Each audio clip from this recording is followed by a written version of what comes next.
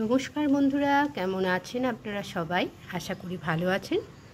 তো প্রায় টানা 17-18 দিন বৃষ্টির পরে আজ এই রোদ ঝলমলে একটা দিন পাওয়া গেছে। নাহলে পুরো দিনটাই সারাদিন বৃষ্টি চলতে থাকে। যদিও আকাশে এখনও মেঘ ভর্তি, দেখা যাচ্ছে কিনা বলতে পারছি না। আকাশে এখনও মেঘ আছে, কিন্তু তাও রোদ ঝলমলে একটা দিন 17-18 দিন পরে পাওয়া গেছে। সেটা একটু আপনাদেরকে দেখিয়ে নিলাম। চলুন আজকে একটু অন্যরকম রেসিপি আপনাদের সঙ্গে শেয়ার করি। আজকে আপনাদের সঙ্গে একটা মাছের রেসিপি আমি শেয়ার করছি। তো এই মাছের রেসিপিটা একটু অন্য রকমের। আগেও আমি করেছি বাড়িতে, রেজালাও ঠিক বলবো না, কোরমাও ঠিক বলবো না। তো রেসিপিটা একটু চলুন দেখুন আমার সঙ্গে, তবে বুঝতে পারবেন রেসিপিটা কেমন। একটু অন্য ধরনের আর কি, সব কিছু মিশিয়েই তৈরি করছি, কিন্তু একটু অন্য ধরনের, যাতে মুখে ভালো লাগে সেই রকমভাবেই তৈরি করা। তো এখানে একটা বেশ বড় সাইজের মাছ বাজারে পাওয়া গেছিলো, সেখান থেকে পিসগুলো কেটে আনা হয়েছে। বুঝতেই পারছেন মাছটা বেশ বড় সাইজের। তো আমি 4 পিস মাছ নিয়েছি, আর এটা সামান্য একটু নুন মাখিয়ে রেখে দিচ্ছি। কোনো রকম হলুদ দেবো না, কারণ রান্নাটা আমার সাদা সাদাই হবে, তাই নুন মাখিয়ে ভালো করে মাছটা রেখে দিচ্ছি কিছুক্ষণ।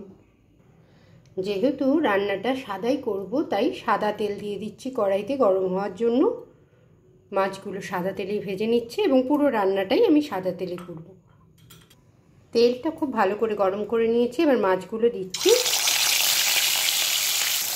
মাছগুলোকে হালকাভাবে ভেজে নেব, একদম লাল করে ভাজবো না, হালকাভাবেই মাছগুলোকে ভেজে নেব।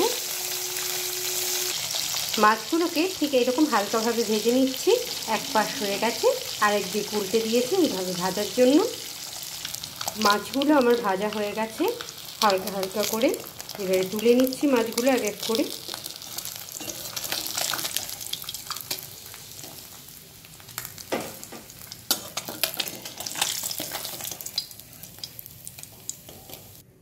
এবারে এই যে মাছ ভাজার তেল আছে, এর মধ্যেই আমি কিছুটা পেঁয়াজ এরকম ঝিরিঝিরি করে কেটে রেখেছি।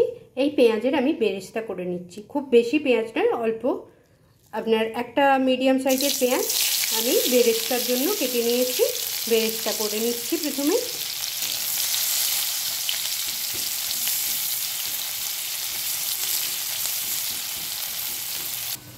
পেঁয়াজটা এরকম হালকা হালকা ব্রাউন হয়ে এসছে, এবারে তুলে নেব, কারণ এর হিটেই বাকি পেঁয়াজটা ভালো করে ভাজা হয়ে যাবে।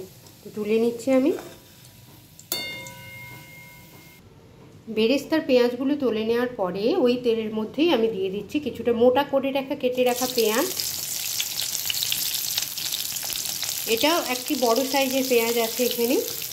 আর এর সঙ্গেই দিয়ে দিচ্ছি বেশ কয়েক কোয়া রসুন, এখানে 10-12 কোয়া রসুন আছে। এগুলো একটু ভাজা ভাজা করে নেব হালকা মতো। এরই সঙ্গে দিয়ে দিচ্ছি এই যে কিছুটা আদা। পেঁয়াজ রসুন আদার পরে এর মধ্যে দিয়ে দিচ্ছি বেশ কয়েক টুকরো কাজু বাদাম, এটাও এর মধ্যে দিয়ে দিচ্ছি। একটু ভাজা ভাজা করে নিচ্ছি,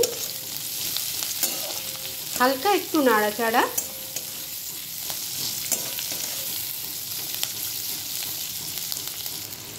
আর দিয়ে দিচ্ছি চালমগজ।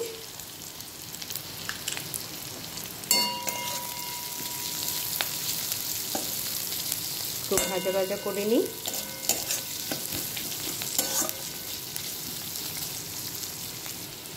আর এর সঙ্গে দিয়ে দিচ্ছি 2টি কাঁচা লঙ্কা, কারণ এর মধ্যে এই রান্নাটির মধ্যে আমি গুঁড়ো লঙ্কার ইউজ করব না।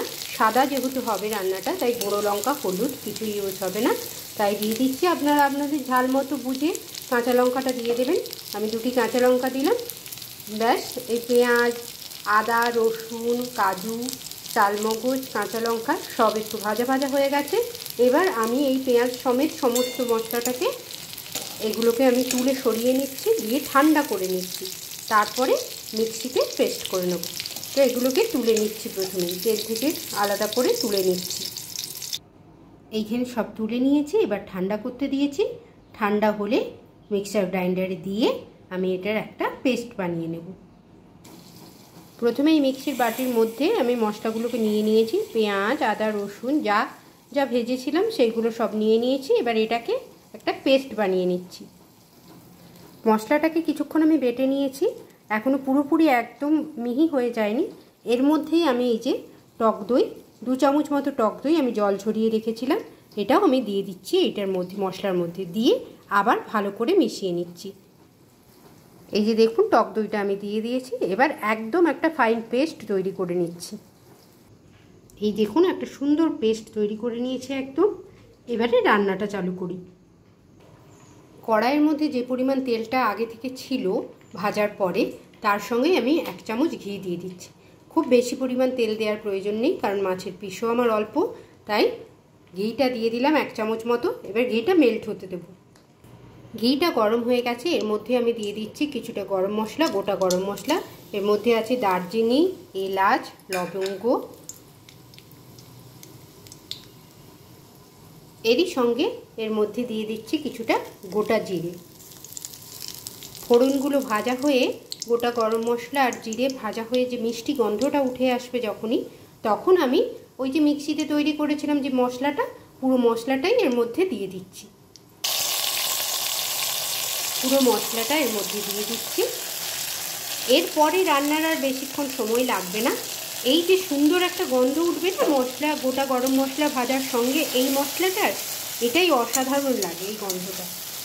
পুরো মশলাটা দিয়ে ভালো করে মিডিয়াম হিটে ভালো করে নাড়াচাড়া করে ভাজা ভাজা করে নেব। পুরো বাটা মশলাটা দিয়ে দিয়েছি, আর এর মধ্যেই দিয়ে দিচ্ছি একটুখানি ওই মিক্সির বাটি ধোয়া জল, যাতে মশলাটা ভালো করে কষাতে পারি। মশলা এখানে বেশি কষানোর কিছু নেই, কারণ মশলাগুলো সবই ভাজা আছে। এবারে একটুখানি মিডিয়াম হিটে রেখে কষিয়ে নেওয়া, যতক্ষণ না তেলটা বেরিয়ে আসছে।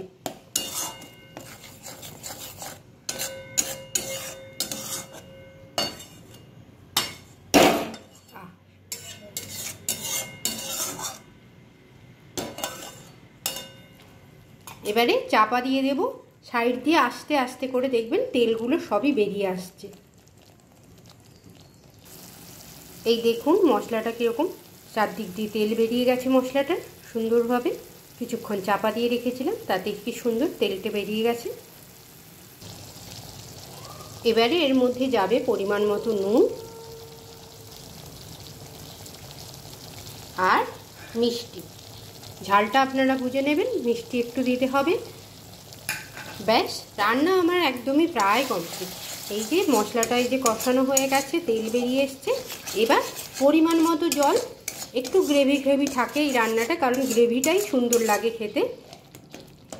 এবারে একটু পরিমাণ মতো জল দিয়ে দেব, দিয়ে দিচ্ছি অল্প পরিমাণ, যতটা পরিমাণ আপনারা বুঝবেন সেইভাবে অল্প পরিমাণ জল।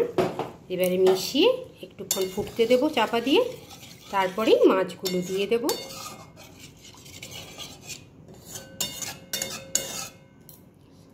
এবারে ফুটতে দেব। গ্রেভিটা সুন্দরভাবে ফুটে উঠেছে, এবার এর মধ্যে আমি মাছগুলো ছেড়ে দিচ্ছি।